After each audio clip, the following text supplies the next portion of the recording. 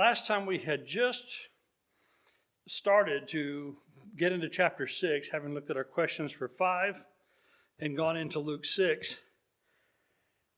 Then we had two controversies centered around the Sabbath day, and we had talked about the first one, but not the second one yet. And we've still got quite a bit in chapter 6. We've got basically the Sermon on the Mount, as well as the choosing of the 12 after this. So I don't think we'll get to lesson 7. If we need to pass that out, we've got that ready for you.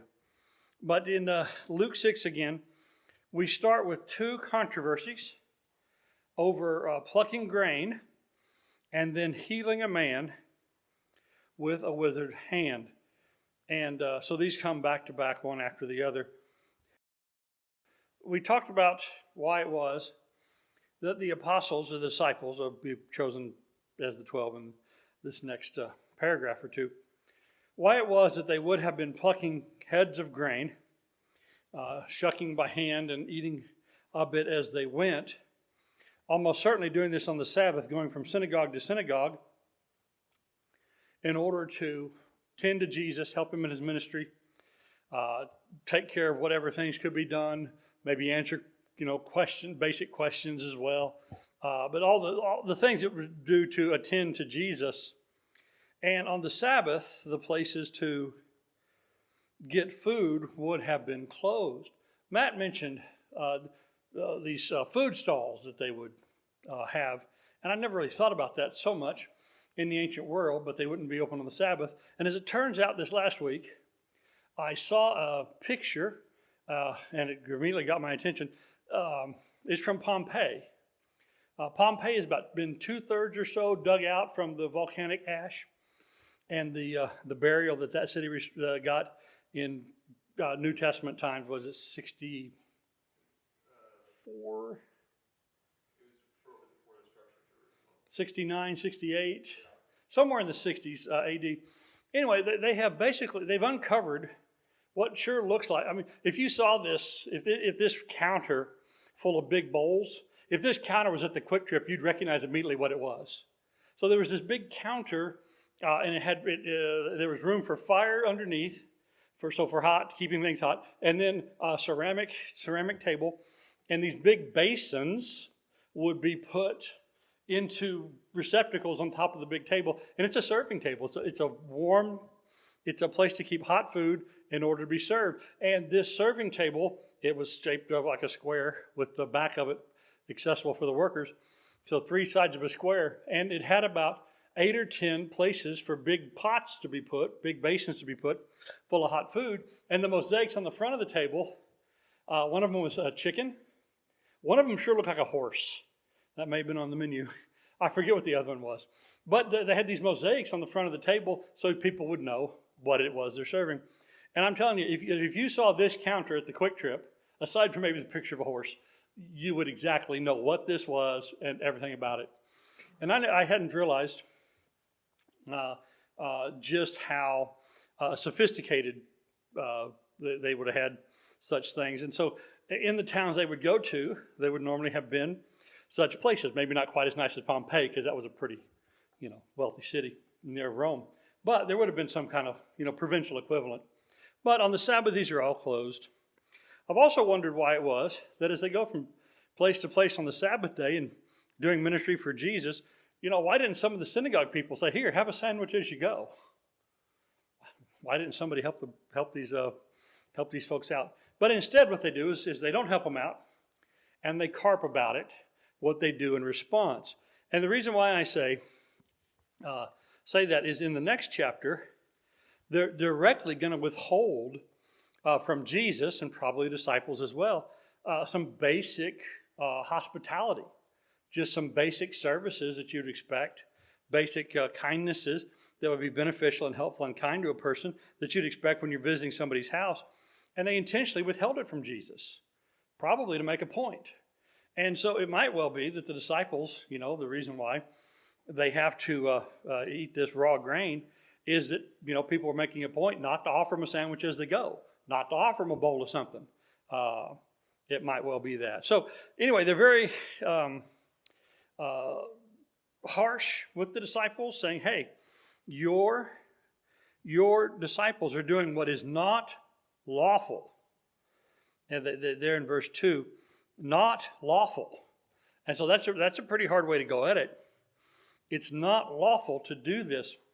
And Jesus says, well, what about David eating the bread that only the priest should have eaten? And what would the Pharisees, as they did their Bible studies and had their discussions about things, what do you think they would have said about David eating that which was only for the priest and the priest's family? You think they would have said, that's not lawful, David shouldn't have done that as he fled from Saul? David was one of their big heroes or superstars, for sure. Yeah. So I doubt you find any Pharisee, at least, criticizing David for anything he did. That's right. Are there people who will give their criticism based on who a person is and their relationship to them, rather than based on what the facts are? I think it's absolutely so. Are there things that President Trump has been severely chastised by his enemies for, and his political opponents, that Obama did the same thing? I think there's several of those. Are there things that Obama was chided for by his political opponents that when Trump did it, everything, oh, that's great. Strong executive action. You don't think so?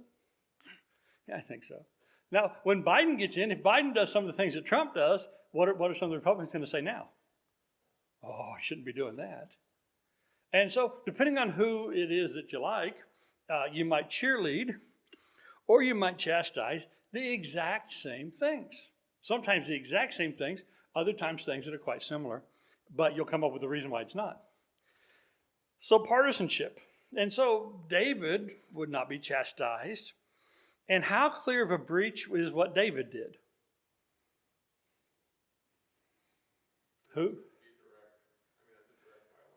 That's a pretty direct violation. Who gets so this bread had been, and I'm going to point to the Lord's Supper table here that we have handy, because it is the table of showbread prefigures our communion. So on the table of showbread, there was a bread of presence that was set there, right? It was fine flour. It was unleavened bread, and it sat there for a week. And then when it was removed from the table in the tabernacle, what was to be done with it? The priests were to eat it. Because you want to just throw that in the trash? I mean, that's holy bread that's been sitting in the presence of the Lord, right? And actually, don't we have some people who think about these things with communion elements? I know some people, they don't like to throw away the remnants of the communion after it's been used. And so then, well, what do you do with it? What is it, the Catholics, they do something? So at a Catholic church, there's actually a special sink. Actually, the priest eats the wafers. And then the crumbs, if any crumbs come off the table, and also the priest finishes if any wine is poured, the priest will finish the wine. And then when they clean the vessels, so the crumbs and the remnants of the juice is removed from the metal vessels, and they're always metal. I'm not sure I don't know if it matters what metal or not, but it's high grade stuff. So there's not a lot left, but they wash it in a special sink, and it has a special Latin name for this sink, but it's not. This sink has a drain that is not hooked to the sewer system. It goes basically into a very small septic, it's very small because you're just washing a cup occasionally. It's a very small septic system directly underneath the church, and the church is hallowed ground, and the church has been consecrated. That's the word I'm looking for. The church has been consecrated, and so there's basically a separate place just for that. And so whatever remnants are left, and they try to make sure there's not many, but whatever small amount of remnants are left remains on the property, and it's absorbed in the soil underneath the building. But yeah, they have a special Special little mini septic just for that. What would you do? Well, here the priest consume it. And so the priest and his family could eat. And then there's even regulations of, what happens if his daughter marries, gets divorced, comes back to his house. She cannot eat of that, even though she's part of his house and the like. All right, so there's these very particular regulations in the Old Testament. Who can eat this, who cannot? David is definitely not on the approved list, is he? And so the priest says, and I think this also just gives us an insight into, at the time of Saul, how poor off the priests were. People not taking their tithes, people not taking care of the priesthood as they should have under the Old Testament system. The priest said, I don't have any food around here right now except for this showbread. That's all I've got. And he says, I guess you can have that. And here we find that Jesus brings that incident up. And he says, he entered the house of God. I don't think that means he went in the tabernacle and took it, but I mean, he went to the house of God. He went to the tabernacle and he talked to the priest there. And he took the bread and ate of the bread of presence, which it is not lawful but for the priest to eat. And he even gave some to some of those who were with him. So Jesus says, well, if you're going to chastise my disciples for this, what about that? Now I know we probably should put a limit on, what today is what's called whataboutism, but this is a what about that question, isn't it? What about David's case?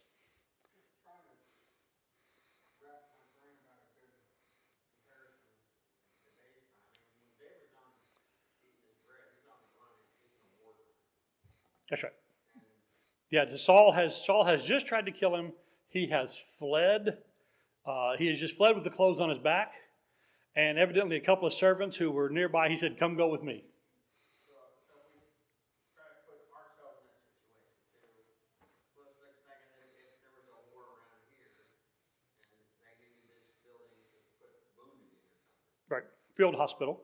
Mm-hmm. Whoa. But this is not what this building's for. How many of us would throw our hands up and say, no, you can't use that because it's not authorized for that? Right. Or would we just realize the situation is at hand with people dying, let's get it taken care of?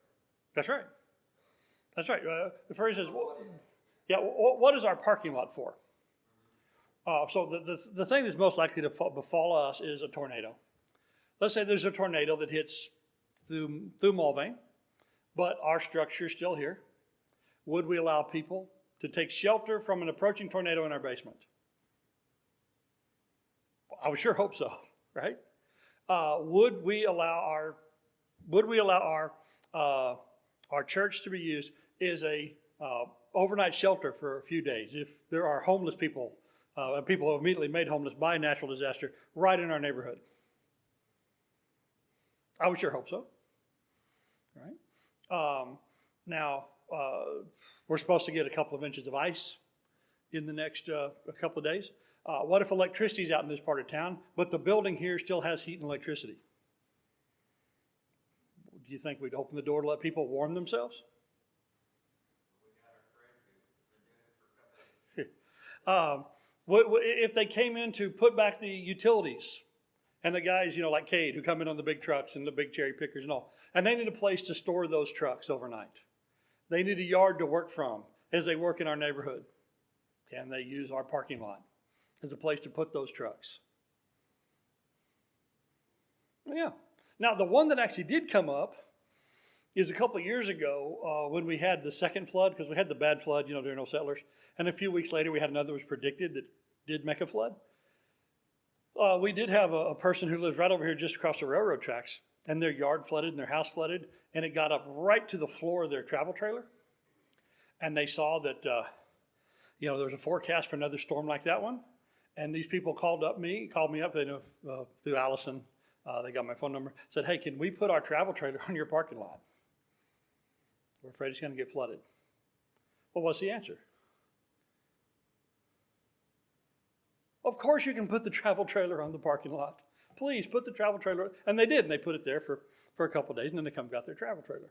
Now, what if we decide to throw a rope or a fence around that lot, and we decide to start charging money because it's a nice place for people to leave things? Is that okay?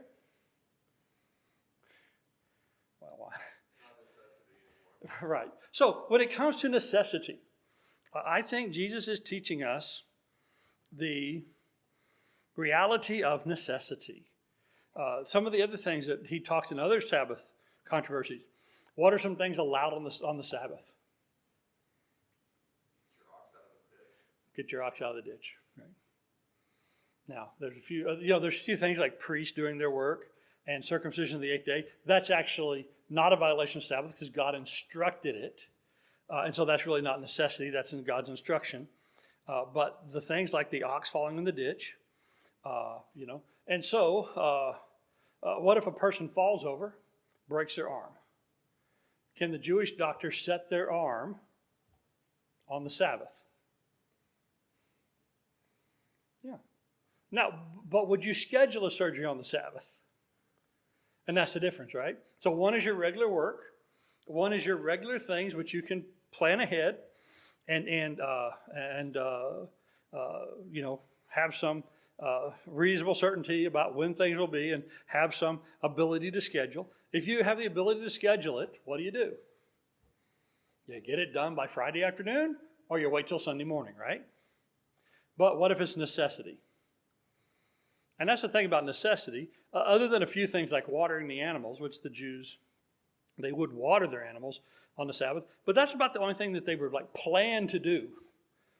There would be some some necessary daily tasks, but man, there were few.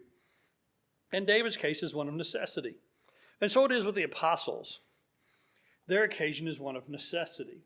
And so Jesus said David ate, but also I think it's significant where Jesus says he also gave to those who were with him.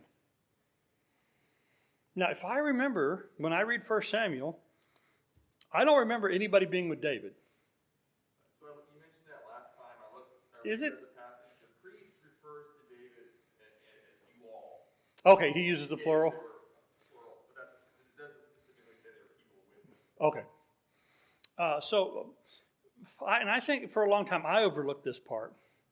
Because in this story, if there's anybody who's David, who's David? Jesus is David. But not just David, but with David were people attending David. Well, who are they griping at in this occasion? The disciples.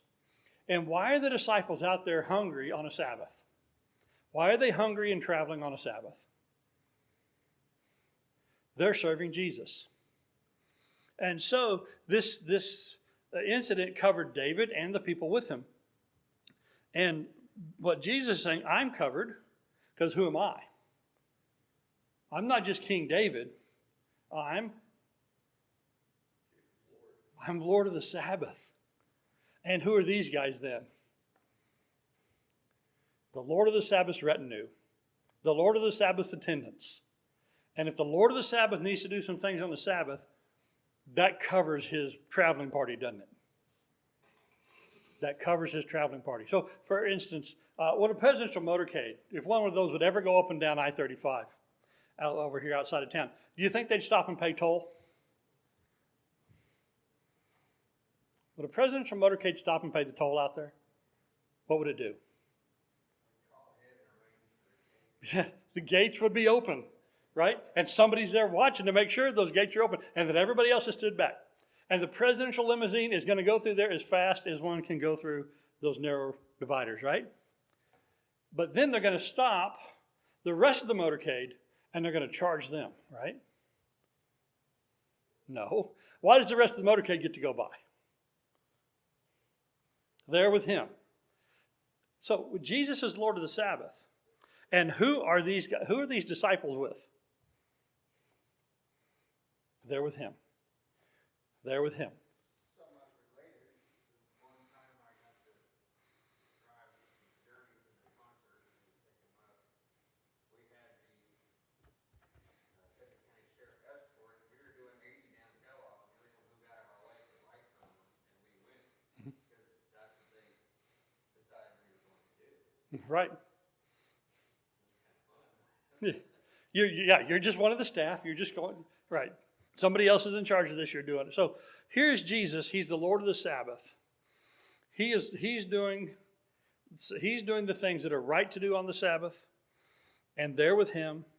And I do find it interesting. It's one of the few times where Jesus just absolutely pulls rank, right?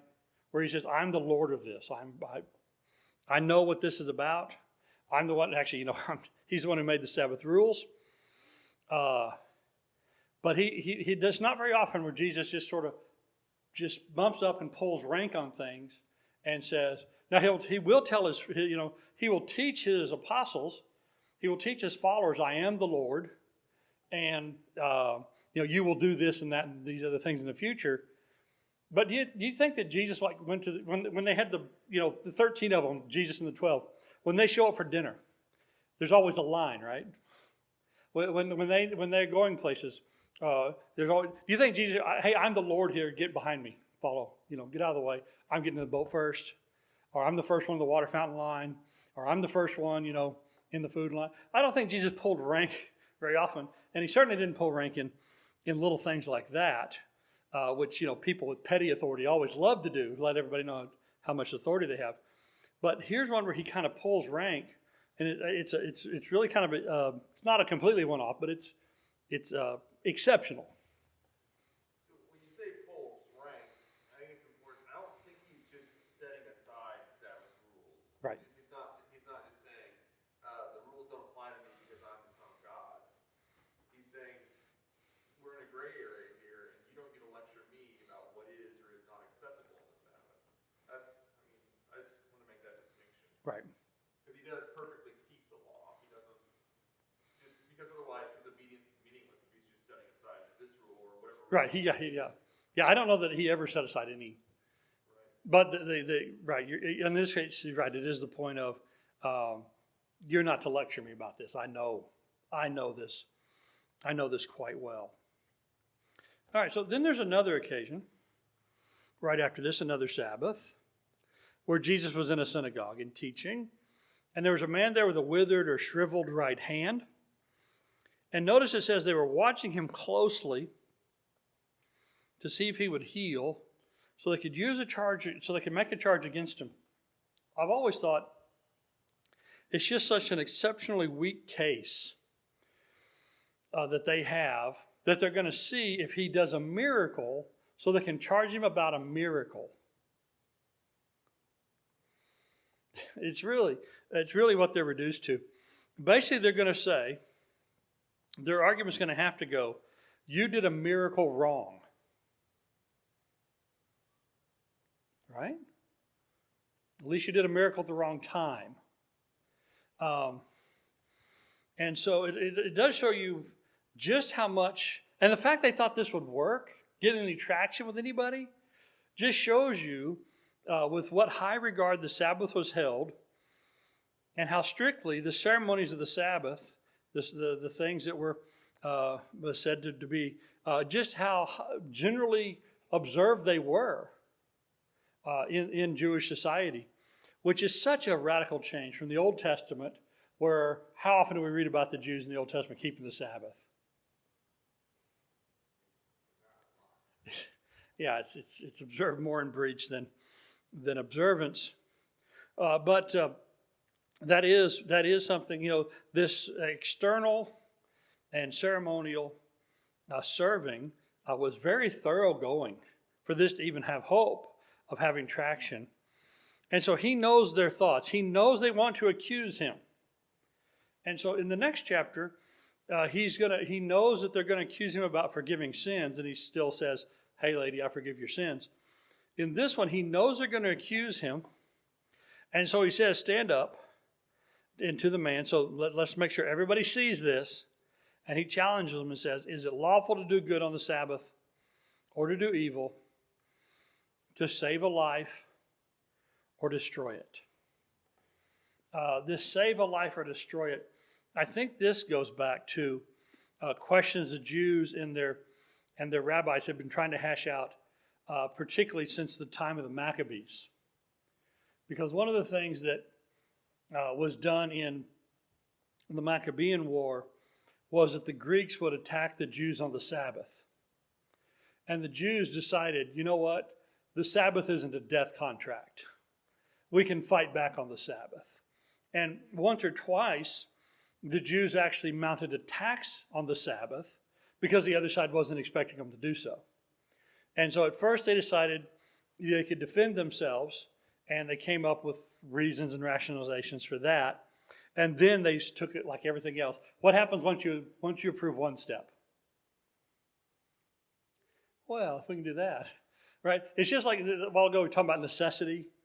Could we use the building for a storm shelter? Could we use the building for some other things in the point of necessity? And in this audience it didn't happen, but occasionally will people object to those things? They will. And they'll say we shouldn't make any exceptions even in necessity, because why? Slippery slope. You just opened the door, the camel's nose and all that. And so Jesus asked them about the things they had been discussing for a while, and they decided not to answer him. And most of them probably would have said, we can counterattack and we can defend ourselves. But in this case, Jesus is on the strongest possible case of doing good, of healing the man with the withered hand. And we notice their reaction. They are filled with rage. So what's the common reaction? What happens with the people, the ones not involved in these political shenanigans, in these traps? What is their common reaction to seeing miracles being done? That's amazing. Praise God. Right? Old Jeremiah here, we don't know his name, but old Jeremiah just got his hand healed. Who should be really happy about that? Jeremiah should be really happy. And what about Jeremiah's friends and family? And what about Jeremiah's neighbors? And what about anybody who knows Jeremiah and knows because he's got a withered right hand, he hadn't been able to work well? And what about all the people who aren't in any way invested in the life and care of Jeremiah, or whatever his fellow's name is? They're great, amazing. Or even just general human decency and kindness. Look at this guy. He came in sick and he went home well. I'm glad he went to synagogue that day. But they are filled with rage. And this is very early in the Gospels, isn't it? This is in our first third of Jesus' gospel ministry. And we just see this kind of hatred for Jesus. And we're up in Galilee. We're not in Jerusalem. We're not down there with those, really corrupt, almost mafia-like folks who are running the temple, and the corrupt priest, kind of a cabal of evil, who just, turned the temple into a den of thieves. We're not talking about that. We're talking about your local or regional level Pharisees in Galilean synagogues. And they are this corrupt, and they are this kind of diminished in heart and diminished in human feelings, that they can't rejoice that such good is done. They can only think of it in a political aspect. What would be the Old Testament regulation on performing miracles? What passage do they go to? Only this much of a miracle is worth. Anything beyond that, you can't do that. There's no standard for them to go to. Yeah, is it Luke 13? It's in Luke. There's one of these. Yeah, it's Luke 13. It's in Luke 13 and verse 14, where one of the synagogue leaders just makes the mistake of coming out and saying it. There's the same situation, but it's a woman who's been 18 years and bent over, can't straighten up. And so Jesus saw her and restored her. And the synagogue official, this is 13:14 of Luke, the leader of the synagogue, indignant because Jesus healed on the Sabbath, told the crowd, he chastises the crowd, therefore there are 6 days when work should be done, Therefore, come on those days and be healed, not on the Sabbath. So,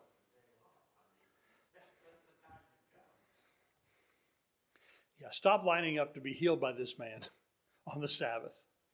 But as we say, who are they who question Christ, question anybody with such spiritual gifts that they clearly don't have themselves? Right. How can they in their minds, justify and try to regulate? Part of it's partisanship. Part of it is this idea that he must be wrong because he's not doing it right. He must, and they'll say he's doing miracles by the power of Beelzebub. They're going to come up with all kinds of things. The miracles are, the people who haven't gone through these machinations in their mind, they all receive it happily. But these guys don't. Think about what these Pharisees probably, before Jesus came along, what their daily struggle was with people. Was trying to get the people, shove the people into practicing the law, keeping the Sabbath. So like all their guns are trained in one way. They know that problem. They know what to do about that problem. And then all of a sudden, in walks Jesus. It's like, and so I think it'd be very, very hard for them to get out of a paradigm where they're fighting against these people that are not treating God's law seriously all the time. Right. And We're the ones who know the law. We will instruct people about the law. Like in John 9, when the blind man's healed. And he says, hey, it's completely unknown that somebody goes around healing the blind, yet this man's healing the blind and you don't know anything about him. And they go, you would instruct us, you're born in sin. It's our job to do the instruction. Not yours, not his. We'll do the religious instructing around here. You just take a seat. so they're just completely consumed with the process. What does obedience to God look like? Well, it looks like not doing anything on the Sabbath. We know that for sure. So all their only tool is a hammer, so to speak. And so they're trying to get this Jesus problem into a nail type. Right. And also with it, this separation from sinners. Yeah, keep these things, follow this list, and stay away from those people. And Jesus is not working off their list, and he's not staying away from those people either. Isn't that instructive? Nothing. There's no parallels whatsoever. Nothing. No, those are really good things. Like, Nope. keep God's law and probably stay away. Don't spend all your time. That's generally what I'm going to tell my kids. Yeah, Right? exactly. And that's how the devil was able to take that strength and turn it into a weakness, such a strong weakness that many of those Pharisees never had a saving faith. Yeah, that's one of the things that in those history classes, Bible history classes, and the development and New Testament background, what a change from Old Testament Judaism, where stop with those idols. Knock the idols over. Get the idols out of your heart. Depend on the law of God. Say your prayers. Hey, we got the synagogue thing. Why don't you come down here and read with us and pray with us and sing with us on the Sabbath? This is going to be such a better life. And then by New Testament times, they do that to such a degree that this entire society is run by it's run like a religious debating society. At least the part we see. Right. The gospel. Right. But there's still, the saving faith is still missing so many times. I still think it's an advantageous way to live compared to Old Testament idolatry / Judaism. And there's probably more people prepared, but there's also a different set of sidetracks, a different. The rates of child sacrifice and ritual prostitution were decidedly down. Right. Those are positive societal indicators. Exactly. That's right. Both the number of unwed pregnancies and the sacrificing of virgins, those are both way down. But instead, we got a bunch of censorious people standing in the synagogue going, hey, you're doing this wrong. All right. So now we have in verses 12 through 16, the choosing of the 12.